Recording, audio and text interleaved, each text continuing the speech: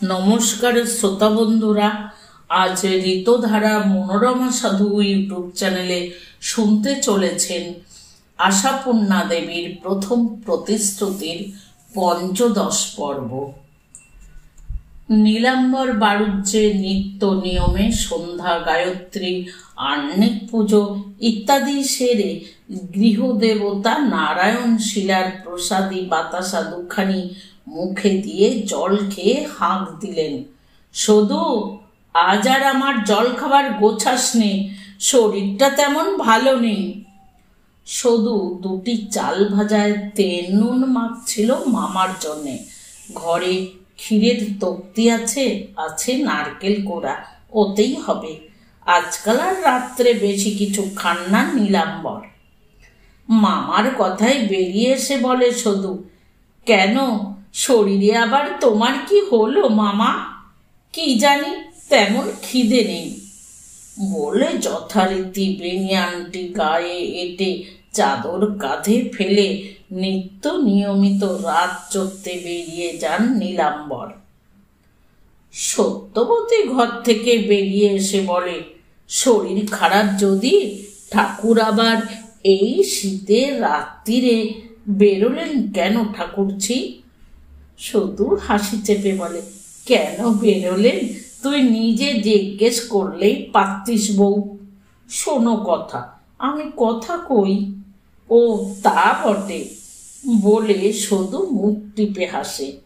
সত্য হঠাৎ সদুর হাত চেপে ধরে সন্দিগ্ধ স্বরে বলে, আচ্ছা ঠাকুরঝি, ঠাকুর বেড়াতে বেরোলেই তুমি অমন হাসো কেন বলো তো? কোথায় যান? সদু অমায়িক মুখে বলে, ও মা, হাসি আবার কখন? যান বোধ হয় দাবা পাশার আড্ডায়। তার শরীর খারাপ হলেও যেতে হবে? ঝড় বৃষ্টি বজ্রপাত কোনো মতেই কামাই চলবে না? বারণ করতে পারো না তোমরা? বারণ? ও বাবা, ও আকর্ষণ জমের আকর্ষণের বাড়া বলে আর একবার হাসি চাপে সদু। আমি ঠাকুরের সঙ্গে কথা কইলে ঠাকুরের ওই মারাত্মক নেশা ছাড়িয়ে দিতাম। তা সেই চেষ্টাই নয় করিস। নিজে বলতে না পারিস, বরকে দিয়ে বলাস। সে উপযুক্ত ছেলে, বাপের এই বদনেশা যদি ছাড়াতে পারে। শুধু এবার হাসি চাপে না, হাসে। কথাটা যে সত্যর মনে লাগলো তা নয়, বরং সদুর কথার মধ্যে সে একটা প্রচ্ছন্ন কৌতুকেরই আভাস পেল। তার শ্বশুরের এই আড্ডার আকর্ষণটা যে ঠিক দাবা পাশার আড্ডা নয়, এই সন্দেহই বদ্ধমূল হলো। রাত্রে তাই ঘরে ঢুকেই প্রথম এই কথাটাই পারে সত্য, আচ্ছা রোজ রাত্রিরে ঠাকুর কোথায় যান বলো তো? হ্যাঁ, কিছুদিন হলো রাত্রির অধিকার পেয়েছে সত্য, সদুরই প্রচেষ্টায়। আর সদুর প্রচেষ্টাটা নবকুমারের প্রতি করুণাতেই, নইলে বউ তো কিছুতেই হেলে দোলে না। নববধূর স্বপ্নে বিভোর নবকুমার অবশ্যই এহেন প্রশ্নের জন্য প্রস্তুত ছিল না। তাই থতমত খেয়ে বলে, কোথায় আবার? তুমি জানো না? জানলে তোমায় শুধোতাম না। নবকুমার গম্ভীর হয়ে গিয়ে বলে, বাপ গুরুজন, তার কথা নিয়ে আলোচনা না করাই ভালো। সত্য ভুরু কুঁচকে বলে, গুরুজনের নিন্দে করাই না হয় ভালো নয়, গুরুজনের কথা মাত্রই কওয়া দোষ। নবকুমার গম্ভীরতর হয়ে বলে, তাই এ তো নিন্দেরই কথা। বামুনের ছেলে হয়ে বাগদি পাড়ায় যাওয়া, তাদের হাতের পান জল খাওয়া, এসব কি আর খুব গুণের কথা? বাগদি পাড়ায় যাওয়া, তাদের হাতে পান জল খাওয়া। সত্যকে যেন তার স্বামী হঠাৎ ধরে ধোবার পাটে আছাড় মারল। সত্য তাই থতমত খায়, বলে, ও কথার মানে? সত্যর বয়সের দিকে তাকায় না নবকুমার। বউ সকল জ্ঞানের আধার হবে এইটাই ধারণা তার। তাই উদাস উদাস গলায় বলে, মানে যদি না বোঝো তো নাচার। বাপের সম্পর্কে স্পষ্ট করে আর কি বলবো? কথাই বলে, পিতা স্বর্গ পিতা ধর্ম। নইলে পথে ঘাটে যখন উল্লাসী বাগদিনীকে দেখি, তখন কি আর রাগে ব্রহ্মাণ্ড জ্বলে যায় না? কিন্তু কি করব, মনকে প্রবোধ দিতেই হয়, ভাবতে হয় যতই হোক মাতৃতুল্য। পূজনীয় পিতৃদেব সম্পর্কে কিছু বলবো না বলেও সবটুকুই বলে ফেলে নবকুমার নিশ্চিন্ত হয়ে স্ত্রীকে সমাদর করে কাছে টানতে যায়। কিন্তু একই নিত্যকার প্রফুল্ল প্রতিমা সহসা প্রস্তর প্রতিমায় পরিণত হলো কেন? সত্যি সত্যর সর্বশরীর যেন পাথরের মতোই কঠিন হয়ে উঠেছে। আর সেই শরীরের মধ্যেকার মনটা, সেই মনটাও কি কাঠ হয়ে উঠল অজানিত একটা ভয়ে? হ্যাঁ, ভয়। অনেক অনেক দিন আগে বালিকা সত্যর নিঃসঙ্ক চিত্ত যেমন ভয়ে কাঠ হয়ে গিয়েছিল কাটোয়ার বউ শঙ্করীর এক অজানা অন্ধকার লোকের বার্তা শুনে, তেমনি ভয়ে। কিন্তু সেদিন ছিল শুধুই অন্ধকার, শুধুই ভয়। কিন্তু আজ সেই অন্ধকারের মাঝখানে জ্বলে উঠেছে একটা তীব্র বিদ্যুৎ শিখার চোখ ধাঁধানো আলো। আজকের সত্য সেদিনের অবোধ বালিকা নয়। সংসার তত্ত্বের অনেক কিছুই তার জানা হয়ে গেছে। তাই ভয়ের গাঢ় অন্ধকারের মাঝখানে দপ দপ করে জ্বলে জ্বলে উঠছে ঘৃণার বিদ্যুৎ শিখা। বার দুই চেষ্টার পর নবকুমার হতাশ হয়ে বলে, হলোটা কি তোমার? সারাদিনের পর দুটো সুখ দুঃখের কথা কইব, একটু হাসি আনন্দ দেখব, এই আশায় হা করে থাকি। সত্য রুদ্ধস্বরে বলে, হাসি আনন্দ তো কুমোর বাড়ির হাঁড়ি কলসি নয় যে ফরমাস দিলেই পাওয়া যায়। হাসি আনন্দের মতন মন না থাকলে। নির্বোধ নবকুমার পরিহাসের ব্যর্থ চেষ্টায় বলে, তার এতে তোমার এত মন খারাপের কি আছে? আমি তো আর কোনো বাগদিনীর সঙ্গে ভালোবাসা। থামো থামো। তীব্র ধিক্কারের স্বর ছড়িয়ে পড়ে বন্ধ ঘরের দেওয়ালে দেওয়ালে। শীতের রাতের সুবিধে, একটু বা গলা খুলে কথা কওয়া চলে। আর সত্যি কথা বলতে সত্য এমন কিছু লজ্জাবতী বউ নয়। গলার শব্দ তার যখন তখনই শুনতে পাওয়া যায়। ধিক্কার দিয়ে সত্য গায়ের কাঁথাটা টেনে গলা পর্যন্ত ঢেকে ওদিকে মুখ করে শুয়ে বলে, ওই ঘেন্নার কথা নিয়ে হাসি ঠাট্টা করতে লজ্জা হয় না তোমাদের? আমি কিন্তু এই স্পষ্ট বলে দিচ্ছি, এরপর থেকে যদি ঠাকুরকে আমি ছেদ্দা ভক্তি না করতে পারি, দূষণা আমায়। এরপর নবকুমার কথা কইবার চেষ্টায় ব্যর্থ হয়ে মনে মনে নিজেকে গালাগাল দিতে থাকে। ছি ছি, কি একটা গাধা সে! বললেই হতো, বাবা কোথায় যায় আমি জানি না, বউকে তো সে চেনে, ভালো মেজাজে আছে তো গঙ্গা জল, মেজাজ বিগড়ে গেল তো আগুনের খাপড়া। বাবা, কি যে এক বজ্ঞা মেয়ে! কবে একদিন সেই নবকুমারের কি একটা মিথ্যে কথা ধরে ফেলে, একেবারে 5 দিন কথা বন্ধ।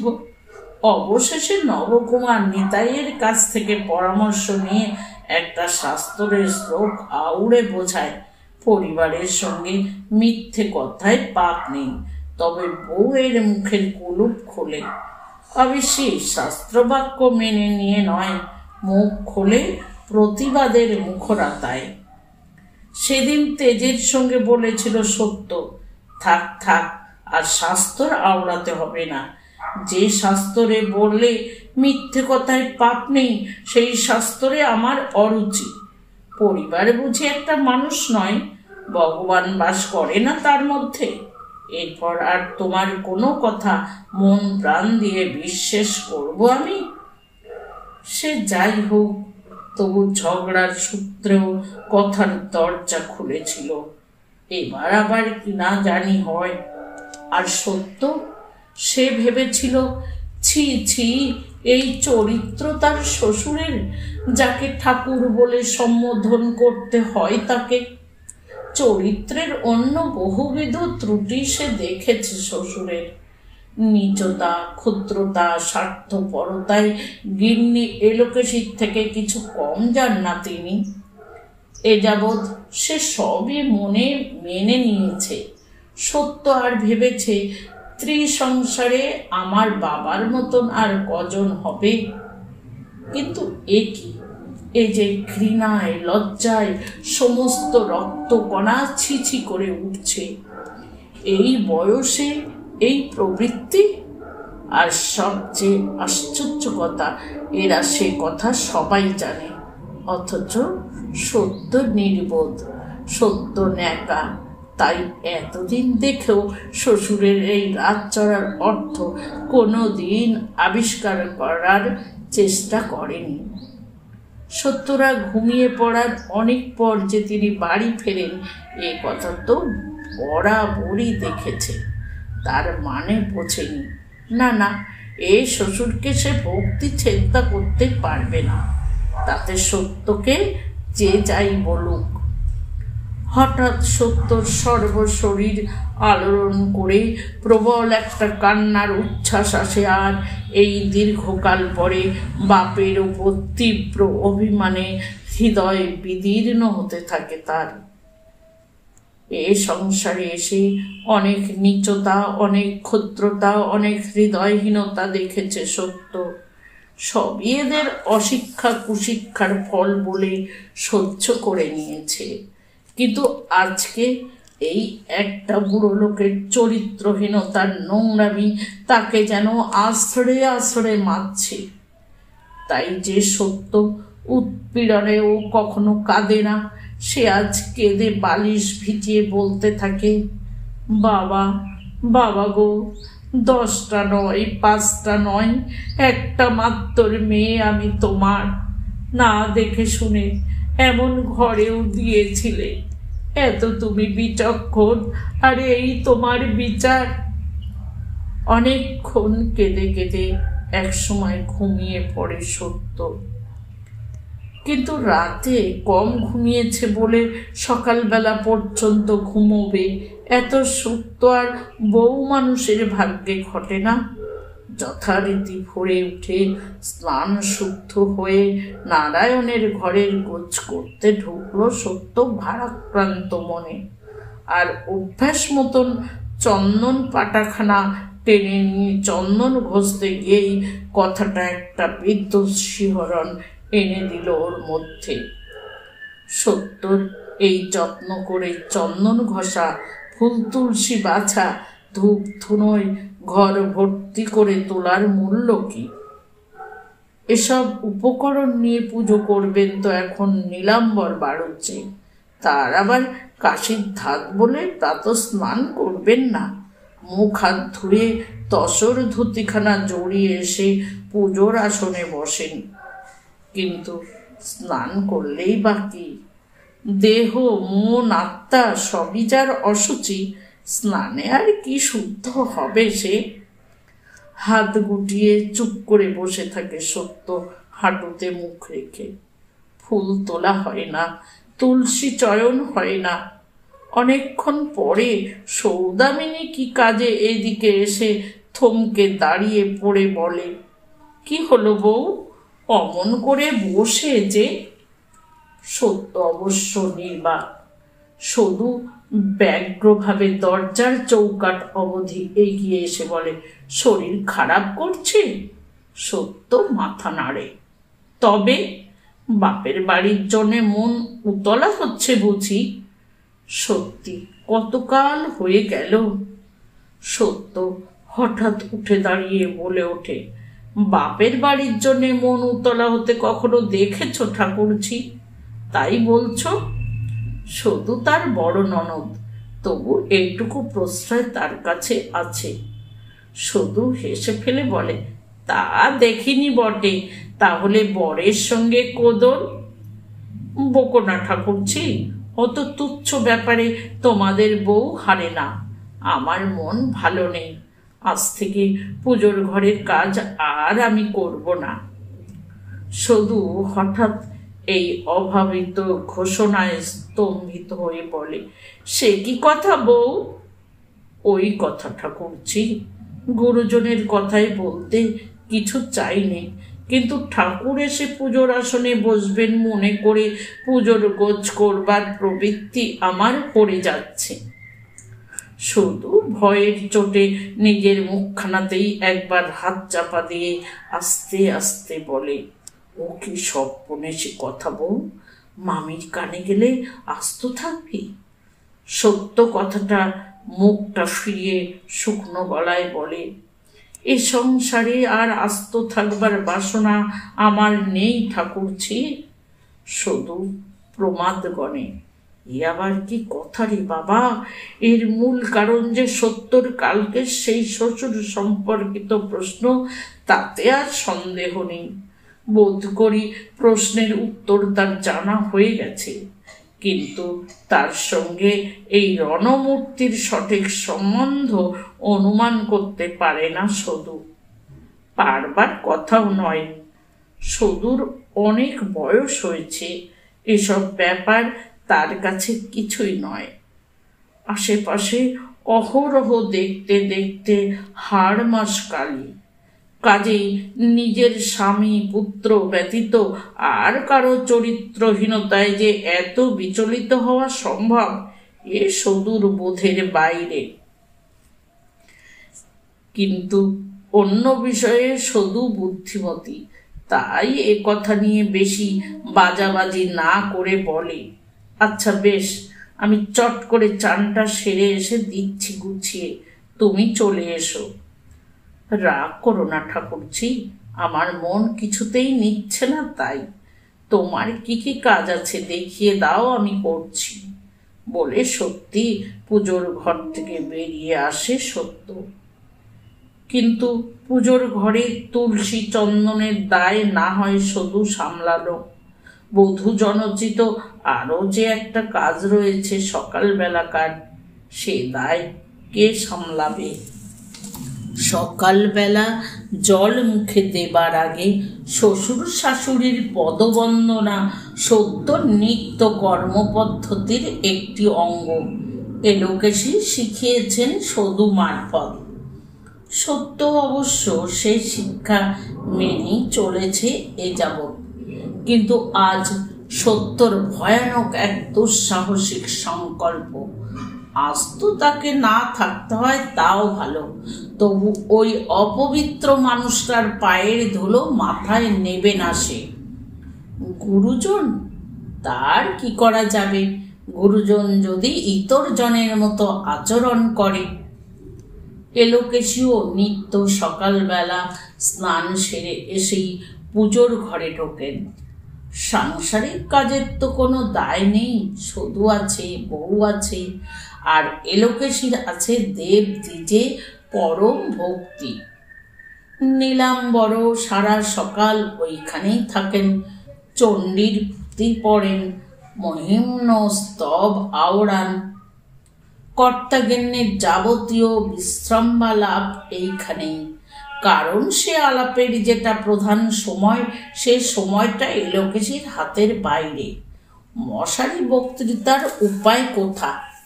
তাই এইখানেই রোজ একত্রে দুজনকে প্রণাম করে যায় সত্য।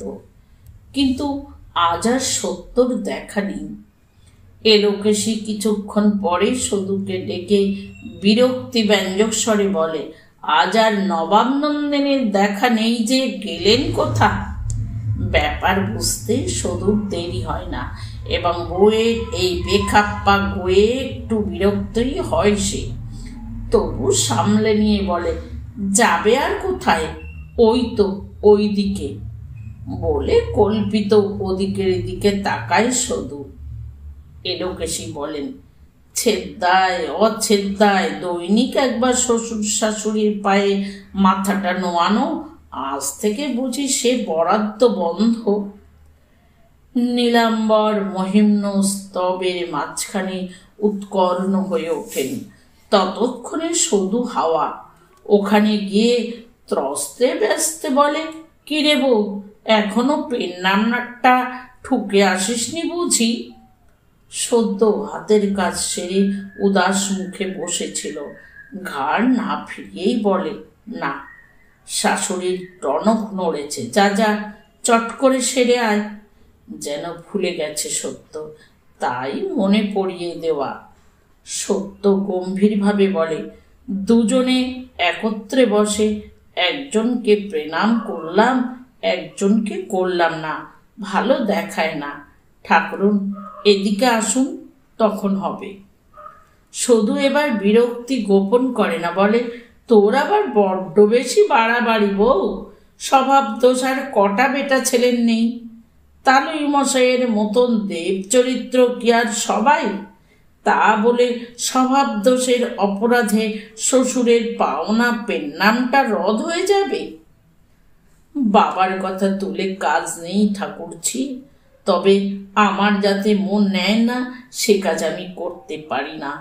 এক হিসাবে উনি পতিত, শালগেরামের পুজো ওর দ্বারা হওয়া উচিত নয় বলে সত্য জোরে জোরে নিঃশ্বাস নিতে থাকে, বোধ করি মানসিক উত্তেজনাতেই। সদূর কিছুক্ষণ আর বাকশক্তি থাকে না, খানিক থ বনে দাঁড়িয়ে থেকে আস্তে আস্তে বলে, তোর মতো লেখাপড়া শিখিনি বউ, এত কথা বোঝবার ক্ষমতা নেই। আমি সার বুঝি, যে যা করে করুক, আমার কর্তব্য আমি করে যাব। মনে অভক্তি পুষে ভক্তি দেখানোটাই কি কর্তব্য ঠাকুরছি? শুধু চট করে এ কথার উত্তর দিতে পারে না, কি যেন একটা বলতে যায়, কিন্তু ইত্যবসরে পিছনে এসে দাঁড়িয়েছেন বাঘিনী। মনের মধ্যে তার সন্দেহের ধোঁয়া, যেন বুঝেছেন একটা কিছু হয়েছে। বাঘিনীর মতোই হাঁ করে রঙ্গস্থলে পড়েন তিনি। কর্তব্য অকর্তব্যের কথা কি হচ্ছে রে শুধু? শুধু চুপ, সত্য চুপ। এলোকেশী ফের প্রশ্ন করেন, মুখে কথা নেই কেন? কি সলা পরামর্শ হচ্ছিল দুজনে শুনি। তুই শুধু আমার খাবি পড়বি আর আমারই বউ ভাঙাবি? কবে বিদেয় হবি তুই আমার সংসার থেকে? কথাটা নূতন নয়, এটাই এলোকেশীর কথার মাত্রা। প্রতিবাদ শুধু কোনো দিনই করে না, কিন্তু আজ হঠাৎ বিচলিত স্বরে বলে ওঠে, সলা পরামর্শ আমি তোমার বউকে কোনোদিন দিইনি মামি, সৎ পরামর্শই দিই। সত্যি মিথ্যে বউ বলুক।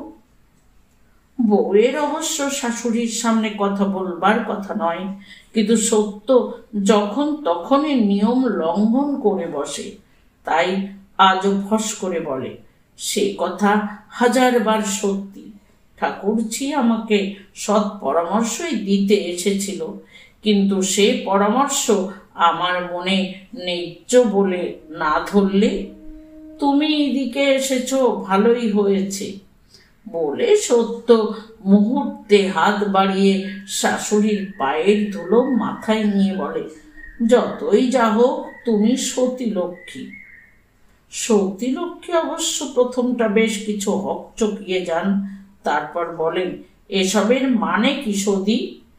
মানে বুঝতে আমিও অপারগ মামি, শুধু বেজার মুখে বলে চলে যায়। বউ পারে তো নিজে বুঝিয়ে বলুক। সত্যি আজ আর তার ভারী রাগ হয়েছে।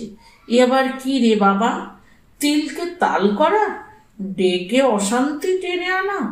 বিশ্বভুবনে যে কথা কেউ কখনো শোনেনি, বলেনি, ভাবেনি, সেই কথা ওই এক ফোঁটা মেয়ের মাথায় আসেই বা কি করে? আর বুকের পাটা, এ যাবৎ সত্তর অনেক বুকের পাটা দেখেছে শুধু, দেখে মূর্ছিত হব হয়েছে, কিন্তু আজকের সঙ্গে যেন কোনো দিনের তুলনাই হয় না। তা সত্যি, তুলনাই হয় না। কারণ শুধু চলে যেতে যেতেও শুনতে পায় সত্য বলছে, বলতে মাথা কাটা গেলেও না বলে পারছি নে। ঠাকুরের পায়ের ধুলো মাথায় ঠেকাবার প্রবৃত্তি আর আমার নেই। যতদিন না জানতাম ততদিন। কথার শেষাংশ শোনবার ক্ষমতার হয় না সদূর। ঝপ করে বিনা প্রয়োজনে একটা ঘোড়া নিয়ে ঘাটে চলে যায়।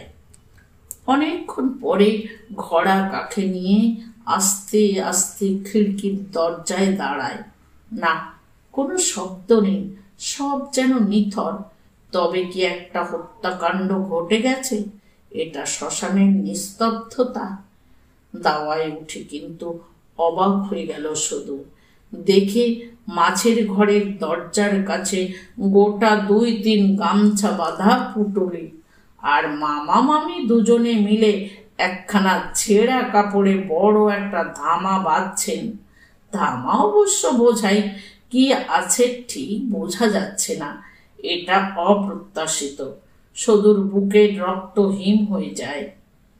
এই সময়টুকুর মধ্যে এত গোছগাছ হয়ে গেল, আর কেনই বা হলো? এরা কি তাহলে বউয়ের সঙ্গে পেরে না উঠে দেশত্যাগী হচ্ছেন? কথাটা তাই। ইয়ার এক অভিনব রূপ এলোকেশীর। সদূর সঙ্গে চোখাচোখি হতেই এলোকেশী বলেন, ননদ ভাজে পুণ্যের সংসার কর সদু, পাপি তাপিরা বিদে হয়ে যাচ্ছে। সদু ঘোড়া নামিয়ে বসে পড়ে গেল। মামি, তুমি কি খেপেছ? তা খেপলে জগৎ দুষতে পারবে না শুধু। 10 ধর্মে সবাইকে শুধিয়ে এসো, এতেও যদি মানুষ না খেপে তো কিসে খেপে? ও তো একটা পাগল, ওর কথা আবার ধর্তব্য। গলা নামিয়ে বলে শুধু, পাগল? আছাড়া কেউটে, তুই আর বউয়ের হয়ে ওকালতি করতে আসিস না সদি। এত বড় একটা মান্যমান মানুষ পুত ভয়ের ধিক্কারে জীবন বিসর্জন দিতে যাচ্ছিল। অনেক বুঝিয়ে নিবৃত্তি করে যাচ্ছি এখন গুরুপাটে, তারপর যা আছে অদৃষ্টে। জোরে জোরে গাঁটরি বাঁধতে থাকেন এলোকেশী। সদূর ইচ্ছে করছিল যে ছুটে গিয়ে বউকে বলে, ভালো চাস তো পায়ে ধরে মাপ চাইগে যা। কিন্তু জানে সে কথা বলা বৃথা। স্বয়ং বৈকুণ্ঠের নারায়ণ এলেও সত্যকে সমতে আনতে পারবেন না। অনেক গুণ আছে বউয়ের, কিন্তু ওই এক মহৎ দোষ, জেদ। মেয়ে মানুষের এত জেদ। আজকের ব্যাপারটাকে শুধু যেন কোনো দিক থেকে সমর্থন করতে পারছে না। তাই চেষ্টা সে এদিক থেকেই করে।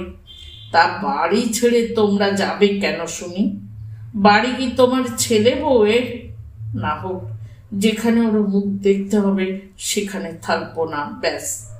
এতক্ষণে মুখ খোলেন নীলাম্বর। এ কথাটি বলেন তিনি।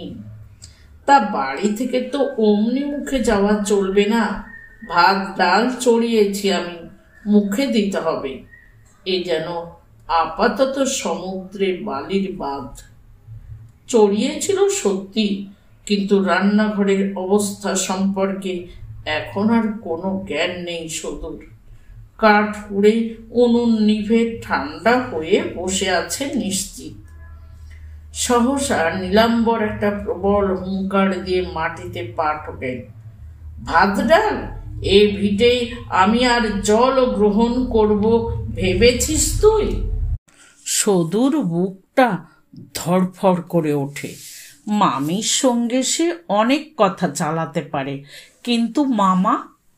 উল্লাসের হাতে পান জল খাওয়া ইত্যাদি করে বহু ইতিহাসই তো তার জানা। তবু তো কই ভয়ে মরেনি। আর ওই বউ কোথায় পেল সেই ভয় জয়ের মন্ত্র? যে মন্ত্রের জোরে স্বচ্ছন্দে বলা যায় উনি তো পতিত। শালগ্রামের পুজো করা ওর উচিত নয়।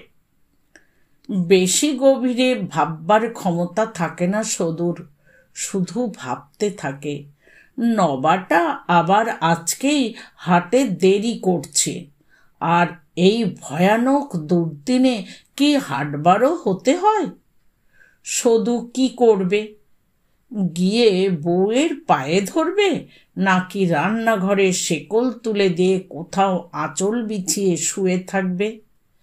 তারই বা এত ভয় পাবার কি আছে? তার দোষে তো আর নবকুমারের মা বাপ দেশত্যাগী হচ্ছে না।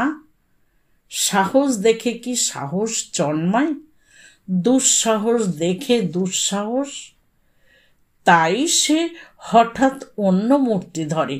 ঠিক আছে, চুলোয় জল ঢেলে দিয়ে গে বলে চলে যায়। আশ্চর্য, আশ্চর্য! গিয়ে দেখে সত্য কিনা রান্নাঘরের দাওয়ায় বসে শাক বাঁধছে। মুখ দেখে কিছুই বোঝা যাচ্ছে না। সদুর আর সহ্য হয় না, সে বলে ওঠে, ও পিণ্ডির কাজ করে আর কি হবে? গিলবে কে? বাড়ির কর্তা গিন্নি তো সংসার ত্যাগ করছে। সদুকে অবাক করে দিয়ে সত্য বলে, সংসার ত্যাগ করা অত সোজা নয় ঠাকুরঝি। সংসার ত্যাগ করতে বসে কেউ সমস্ত সংসারটাকে পুটুলি বেঁধে নিয়ে যেতে চায় না। মিছে ভাবছ, কেউ কোথাও যাবে না। উনুনে আমি কাঠ ঠেলে দিয়েছি, তুমি দেখো এইবার। তা সত্যর কথাই ঠিক। শেষ পর্যন্ত কর্তা গিন্নি দেশত্যাগের সংকল্প বর্জন করে থেকেই গেলেন। শুধু ভাত খাবার সময় একটু বেশি সাধ্য সাধনা করতে হলো সদুকে। থেকে গেলেন অবশ্য তারা নবকুমারের নির্বেদে। নবকুমার দুজনের পায়ে মাথা খুঁড়ে রক্তগঙ্গা হতে চাইল, আর মায়ের পা ছুঁয়ে শপথ করল বউকে শাসন করে দেবে। ছেলের এতটা কাতরতা সহ্য করতে না পেরেই বোধ করি ওরা এ যাত্রায় স্থগিত রাখলেন। আর এই এতদিনের মধ্যে কখনো যা করেনি নবু, আজ তাই করে বসল। দিনের বেলায় কথা কয়ে বসল বউয়ের সঙ্গে। কিন্তু বউকে কি বাগ মানাতে পেরেছিল নবু? বকে, খোসামত করে, পায়ে পড়তে গিয়ে না, এ কথা কোনো দিন সত্যর মুখ দিয়ে বার করতে পারেনি নবকুমার। আমার অন্যায় হয়েছে। শুধু শেষ পর্যন্ত যখন নব আত্মঘাতী হবার ভয় দেখিয়েছিল, তখন সত্য বলে উঠেছিল, ঘেন্না ধরে যাচ্ছে সবেতেই। পুরুষ না হয়ে মেয়ে মানুষ হয়ে জন্মাওনি কেন তুমি? এই বিধাতার রহস্য। বেশ, ছেদ্দাশূন্য পেন নামে যদি তোমাদের এত দরকার থাকে, তা করব কাল থেকে সেই ন্যাকড়া। রাত্রে অবশ্য নবকুমারের ভিন্ন রূপ। সুন্দরী তরুণী স্ত্রীর সঙ্গে বাক্যালাপ বন্ধের দুঃসহ কষ্ট বহন করবার মতো শক্তি তার নেই। তাই যেচে বলে, মা বাপকে শুনিয়ে শুনিয়ে একটু শাসন করতে হলো, নইলে বলবে ছেলে বউকে মাথায় তুলে রেখেছে। আজ আমার কথা কইতে মন নেই, ক্ষমা দাও বলে পাশ ফিরে শুয়েছিল সত্য। আর বেশ কিছুক্ষণ পরে হঠাৎ ধড়মড়িয়ে উঠে বসে বলেছিল, আমি কলকাতায় যাব। নবকুমার চমকে বলে, কলকাতায়? কলকাতায় যাবে তুমি? এতক্ষণে বুঝতে পারছি মাথাটাই বিগড়েছে তোমার। কেন, মাথা না বিগড়লে কলকাতায় যায় না কেউ?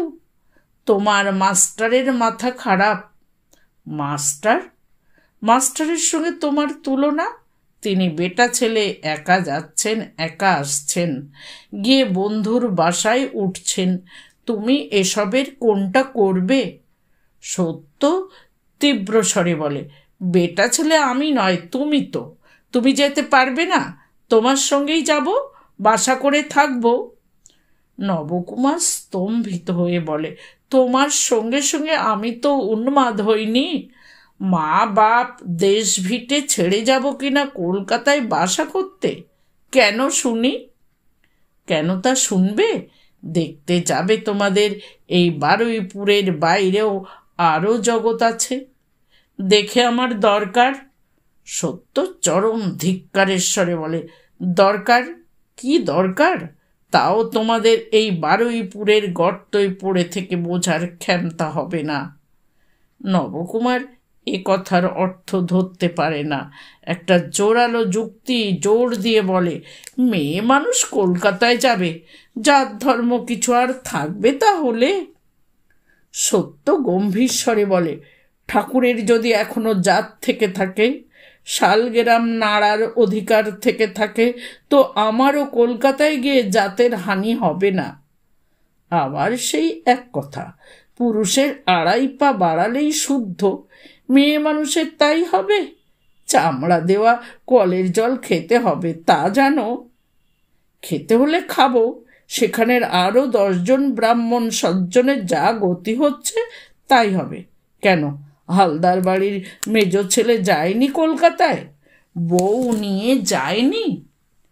তা মরা বউকে কি আর শ্মশান থেকে তুলে নিয়ে যাবে? হালদারের ছেলে গেছে চাকরি করতে। সত্য দৃঢ়ভাবে বলে, তুমিও তাই যাবে? আমি? উপহাসের হাসি হেসে ওঠে নবকুমার। আমি যাব কলকাতায় চাকরি করতে? কেন নয়? তুমি যত ইংরেজি শিখেছ এ তল্লাটে আর কেউ শিখেছে? অন্যদিন হলে নবু অবশ্যই স্ত্রীর এই স্বীকৃতিতে বিগলিত হতো, কিন্তু আজ তার প্রাণে সুখ নেই, নেই সে সুর। তাই বলে, শুধু বিদ্যে থাকলেই তো হবে না। সত্য জোড়া ভুরু কুঁচকে বলে, তার কি থাকা দরকার? বিপদের মুখে ফস করে সত্যি কথাই বলে বসে নবু, দরকার সাহসের। সত্য 1 মিনিট চুপ করে থেকে ঝুপ করে শুয়ে পড়ে বলে, আচ্ছা, সেটা আমি যোগান দেব। কিন্তু এত বড় আশ্বাসেও কি বিশেষ কাজ হলো? হলো না। নবকুমার ক্রুদ্ধ প্রশ্ন করল, পরের চাকরি করতে যাবই বা কেন? ঘরে আমার ভাতের অভাব। দেখে শুনে চালাতে পারলে পায়ের ওপর পা দিয়ে বসে কাটিয়ে দিতে পারি, তা জানো? কি জন্যে করব দাসত্ব? সত্য গম্ভীরভাবে উত্তর দিল, বসে খাবো এ বাসনা ঘোচাবার শিক্ষা পেতেই যাওয়া দরকার। চলল অনেক কথা কাটাকাটি, আর বহুক্ষণ কথা কাটাকাটি করে নবকুমার এই কথাই ব্যক্ত করল, আমার দ্বারা হবে না, এই স্পষ্ট বলে দিচ্ছি। সত্য দৃপ্ত স্বরে বলে উঠল, আমিও স্পষ্ট বলে রাখছি, কলকাতায় আমি যাব যাব যাব। মেয়ে মানুষ কলকাতায় গেলে আকাশের বজ্র এসে মাথায় পড়ে কিনা তা দেখব। কিন্তু সে দৃশ্য কবে দেখতে পেয়েছিল সত্য? তখনই কি? না, দেখতে তার আরও অনেক দিন লেগেছিল। ভিজে ন্যাকড়াকে তাতিয়ে শুকিয়ে সে ন্যাকড়ায় সলতে পাকিয়ে তবে প্রদীপ জ্বালতে হলে সময় একটু লাগবে বই কি। ততদিনে সত্য 2টি ছেলের মা হয়েছে।